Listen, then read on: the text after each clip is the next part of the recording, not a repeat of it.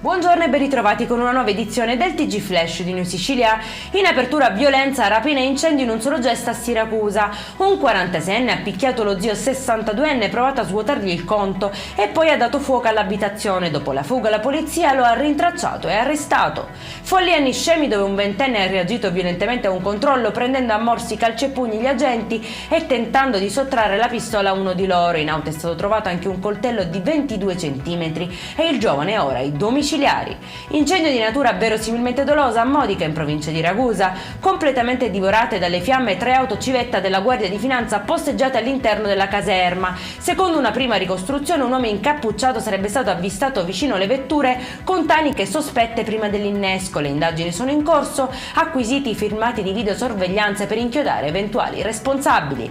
E ancora emergenza idrica nel Trapanese. I sindaci del territorio alzano la voce chiedendo 30 milioni di euro per installare i contatori nei comuni, stop ai prelievi per l'irrigazione della diga e l'avvio di 2 nuovi dissalatori oltre all'impianto già operativo a Trapani. La regione annuncia misure straordinarie e interventi urgenti. E in chiusura passo avanti nella cura post-oncologica al Cannizzaro di Catania. Effettuato il primo intervento con procedura microchirurgica innovativa che unisce ricostruzione mammaria e trattamento dell'infedema, migliorando recupero e qualità della vita delle pazienti post-mastectomia. Per questa edizione è tutto, prossimo appuntamento alle 19:30, buona giornata.